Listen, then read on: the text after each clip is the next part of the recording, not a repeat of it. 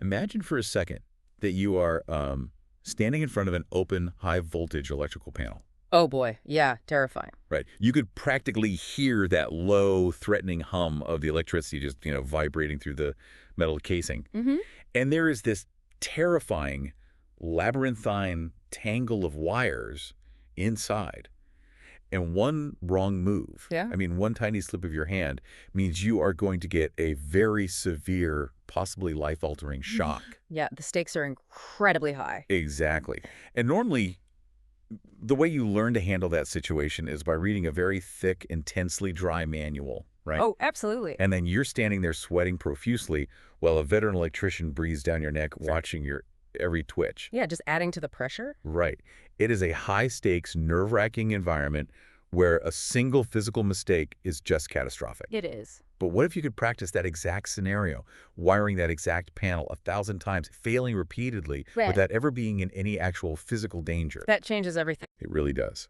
Today is Thursday, June 25, 2026, and if you are prepping for an EdTech strategy meeting this afternoon, or trying to catch up on AI trends, or honestly, if you're just insanely curious about what the future of work looks like, well, that hypothetical scenario just became a reality. It did, yeah. Our mission today is to cut through all the jargon and explore how artificial intelligence and augmented reality are fundamentally changing how humans learn to do their jobs. Which is such a massive shift. Huge shift. Yeah. And we have a fresh stack of sources detailing a major announcement made just today that serves as the absolute perfect case study for this revolution. It really fundamentally changes the psychology of learning. How so? Well, when you remove the physical threat from a high-stakes environment, you remove the cortisol, right? Right. And that anxiety often completely blocks memory retention. So you shift the entire process from a state of stress to a state of pure, unadulterated exploration. That makes a lot of sense. Yeah, it is a perfect microcosm of a much larger global shift away from theoretical, document-based learning and stepping into something far more visceral and spatial. Okay, let's unpack this. Here are the high-level facts we are pulling from the sources. Right. EON AI Ventures and EON Reality, who are, major players in the immersive tech space, have just announced a massive new spatial AI pilot partnership. They are teaming up with a New Zealand organization called Skills Group to deploy EON's spatial AI platform to 2,000 vocational learners across their portfolio. That is a very significant deployment. Yeah, that means 2,000 people are about to start learning their trades inside simulated augmented realities. Wow. And let's quickly define spatial AI for a moment, because that term gets thrown around a lot. It does, yeah. We aren't talking about a chatbot on a screen here. No, definitely not. We are talking about artificial intelligence that understands, maps, and actually interacts with three-dimensional physical space and the objects within it. Exactly. And we shouldn't gloss over the scale of the partners involved here either. Right. Tell me about that. Well, EON Reality isn't some overnight startup that just, discovered virtual reality yesterday. Wow. They have a 25-year foundation of immersive learning technology, and they're deployed across more than 80 countries. 80 countries. Wow. Yeah, they have been building the underlying architecture for this moment for a quarter of a century. That is a lot of groundwork. It is. And on the other side, you have Skills Group, which happens to be New Zealand's largest private training provider. Okay. They bring over 30 years of experience, serving more than 23,000 learners nationally and internationally. 23,000. That's a massive student body. Exactly. So when these two entities decide to initiate a pilot program of this magnitude, it is a very strong signal to the rest of the market that the technology has, well, it's finally matured past the novelty phase. It's a huge indicator. But scanning through these sources, the thing that truly caught me off guard wasn't the sheer number of learners or the pedigree of the companies. Oh, what was it? It was who exactly is getting this technology first. Right. Because you hear spatial AI and virtual reality, Yeah. and your mind immediately jumps to Silicon Valley software developers or, I don't know, aerospace engineers testing wind resistance on digital jet engines. Sure. The high-tech sectors. Exactly. But that is not what this pilot is targeting at all. They are rolling this out to hands-on, highly practical in the dirt trades. What's fascinating here is the sheer diversity of the programs selected for this initial pilot. Yeah, lay them out for us. We are looking at a spectrum of human activity that is incredibly broad.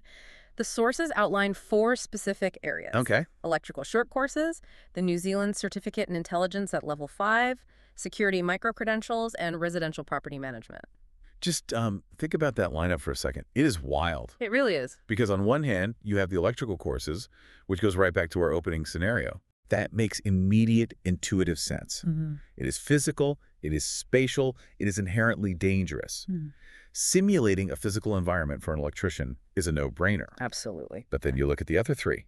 Security micro-credentials that involves threat assessment, situational awareness in physical spaces, managing crowds, spotting anomalies. Right. The New Zealand certificate in intelligence level 5 that is highly analytical, dealing with information processing, complex decision-making, perhaps simulating surveillance or deep data analysis scenarios. Very cerebral stuff. Yeah.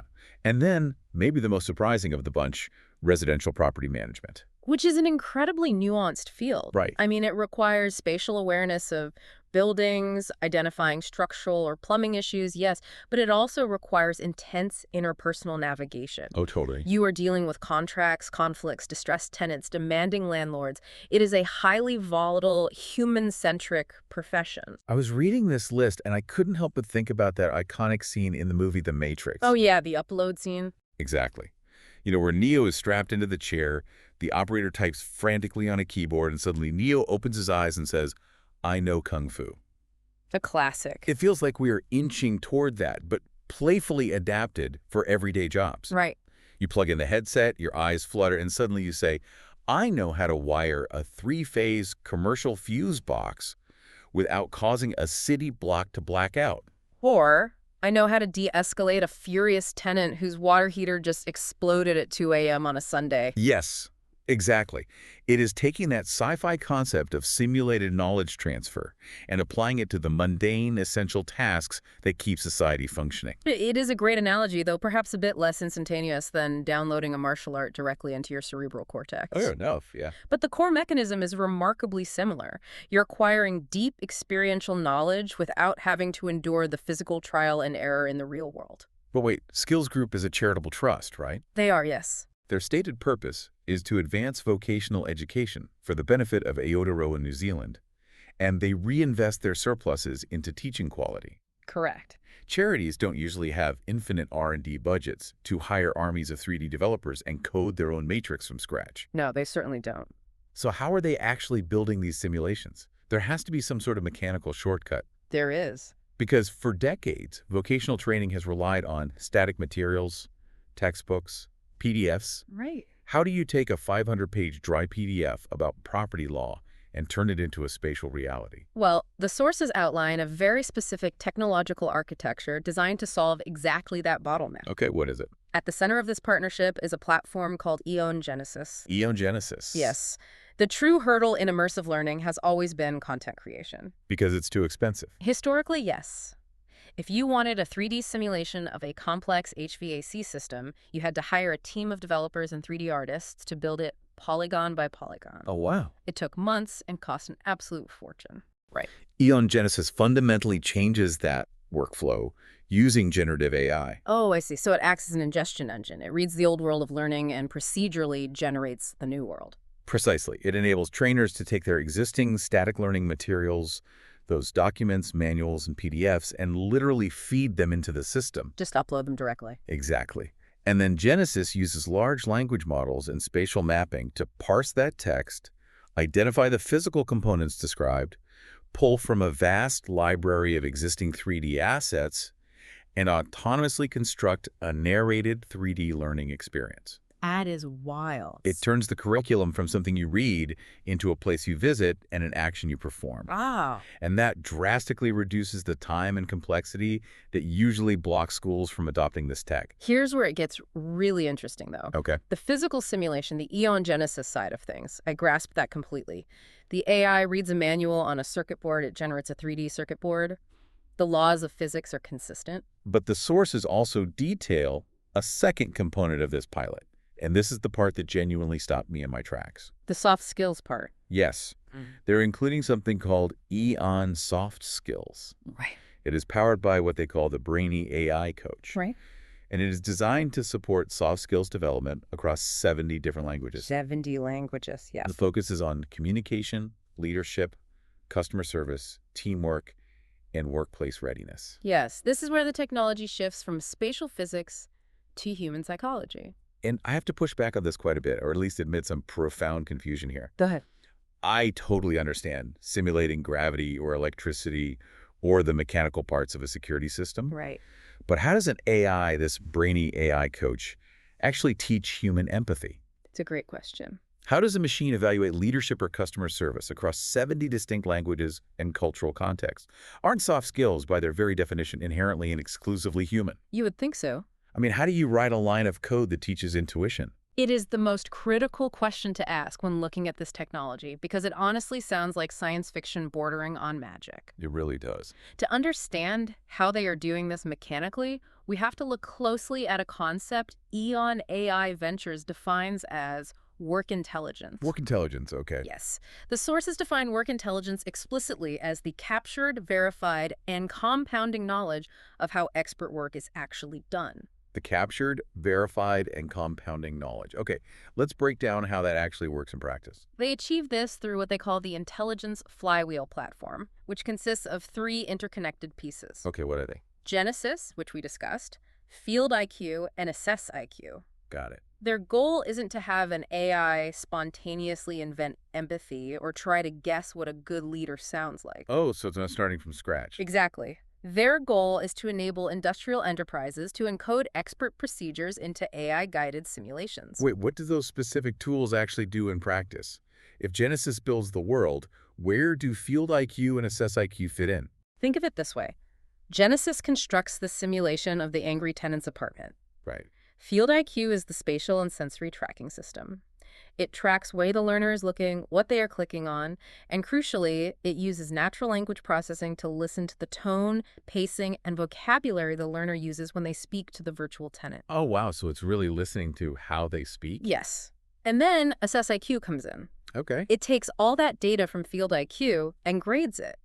But it doesn't grade it against some abstract AI concept of politeness. What is it graded against? It grades it against the verified baseline of a real human expert. So it's almost like cognitive motion capture. Oh, that's a good way to put it. Or like digital taxidermy. You aren't asking the AI to invent a perfect property manager. No. You are sitting down with your absolute best, most seasoned property manager. You are recording their exact workflows, their specific verbal de-escalation tactics, mapping out their decision trees. You preserve the brain state and decision logic of your best veteran employee, and then let the AI puppeteer that specific playbook. That is a brilliant way to conceptualize it. Wow. The human expert's tacit knowledge is captured, verified, and then encoded into the simulation's logic tree. Okay. So the brainy AI coach uses that encoded human expertise to guide the learner. When the simulation presents a frustrated virtual tenant, the AI evaluates the learner's responses against the verified procedures of seasoned professionals. That makes so much more sense. And because it utilizes advanced natural language models, it can map those core de-escalation tactics across 70 languages. Right, adjusting for local idioms while maintaining the structural logic of the expert's approach. Precisely. It takes the intangible, messy reality of soft skills and makes them procedural and measurable. That reframes the entire concept for me. Yeah.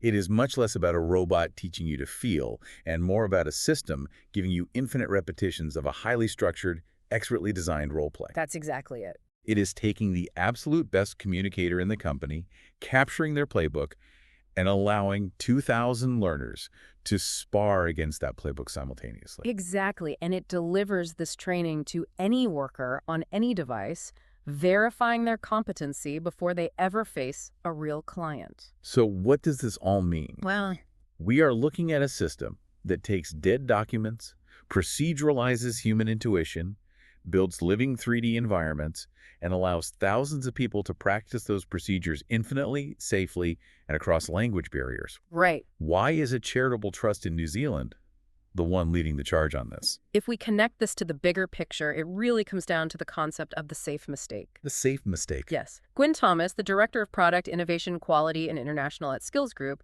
provides a very illuminating quote in the sources. What does she say? She says that they are particularly interested in how immersive learning can help learners practice workplace scenarios safely before entering real-world environments. Okay, so she explicitly keeps people, well-being, and workplace readiness at the center of the strategy. Exactly. It isn't just about avoiding a broken machine or mitigating liability. It is about protecting the psychological safety of the learner. Which is huge. Right. Because when you are learning something deeply complex or confrontational, the fear of making a massive mistake in front of a client or destroying expensive equipment is absolutely paralyzing. It stops people from even trying. Totally. But if Yeah. you can make 1,000 catastrophic errors in a simulation, if you can say the exact wrong thing to the virtual angry tenant and watch the situation just explode by the time you get to the real world, you aren't guessing. No, you're prepared. You just have conversational muscle memory. And that perspective is mirrored by Dan Lajuskar, the chairman of EON AI Ventures. What's his take on it? He points out that with EON Genesis, trainers move from static materials to interactive training environments, while learners gain hands-on experience through simulations that are engaging, repeatable, and scalable. Repeatable and scalable. Those are the holy grail metrics for any educational institution. Especially one serving 23,000 learners. For sure.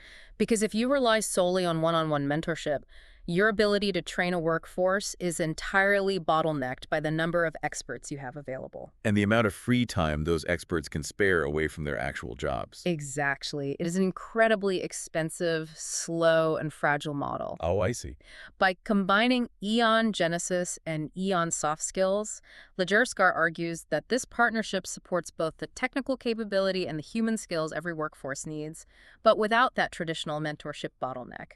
They are essentially industrializing experiential learning. You know, historically, for the entirety of human civilization, if you wanted to learn a complex, practical trade, you relied heavily on that apprentice-master dynamic. You did, yeah. The master held the knowledge in their head and their calloused hands, and the apprentice slowly absorbed it through years of observation, sweeping the floors, and guided practice. Right, the classic model. The grizzled veteran passing the torch to the young upstart. But that brings up a really deep, somewhat uncomfortable question for me. Oh. If EON's technology, this intelligence flywheel, makes learning perfectly repeatable and infinitely scalable by encoding the expert's knowledge into an AI, Yes. does this democratize that expert knowledge, making the best training available to everyone regardless of geography? Or does it risk cutting the human mentor out of the loop entirely? That's the big question. Are we replacing the master with a flawlessly encoded, brainy AI coach? That is the ultimate tension at the heart of this technological leap. The optimistic view, which Skills Group clearly holds, given their charitable mission to benefit Aotearoa New Zealand, is democratization. Right, spreading the wealth of knowledge. Exactly. By removing the bottleneck of the human mentor's time, you can train a highly skilled, productive, and resilient workforce much faster. You maximize human potential on a scale that was previously impossible, pulling people into lucrative trades who might never have had access to a master mentor in their local town. But the cautious view is what gets lost when the mentor becomes a simulation. Sure, you lose that human touch. Because a mentor doesn't just teach you the procedural steps of wiring a panel, they teach you the culture of the trade. Yes. They tell you the chaotic, unscripted stories of when things went wrong in bizarre ways the manual never predicted. EON's counterargument would likely be that the work intelligence platform is designed to capture exactly those unwritten rules and encode them into the varied scenarios. Oh, I see. But the success of this 2,000-person pilot will largely depend on how seamlessly they can blend this spatial AI with the existing human infrastructure of vocational training. Right. It shouldn't be about replacement, it should be about augmentation, giving the human mentor superpower, allowing them to focus on high-level coaching rather than repeating the basics of fuse box wiring for the 100th time. That makes total sense. Yeah. So the barrier between theoretical knowledge, like reading a dusty document about how to do something, and practical capability actually having the 3D simulated safe experience of doing it is rapidly collapsing. It really is. If you are listening to this right now and thinking about how to train your team or how to learn a new skill yourself, the takeaway is clear. Very clear. Future fit learning is no longer just about reading comprehension and multiple choice tests. It is about experiential, spatial repetition.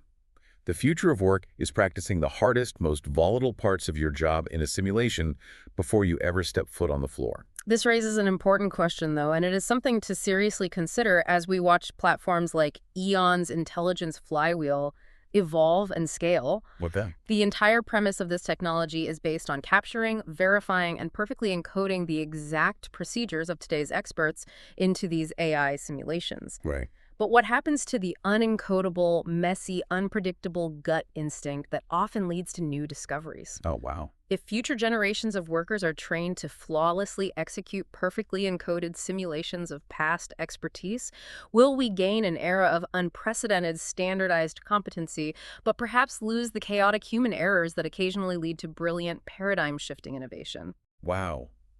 That is a heavy, fascinating thought to leave on. If we eliminate the mistakes in the simulation, do we accidentally eliminate the happy accidents that create the future? We Exactly. will have to see how this pilot in New Zealand plays out to find the answer. Thank you so much for joining us on this deep dive today. It was a pleasure. Remember, the next time you look at a complex problem, whether it is a high-voltage electrical panel, an angry tenant, or just a really messy spreadsheet, ask yourself, how would you handle it if you knew you could fail 1,000 times safely? Until next time, keep exploring.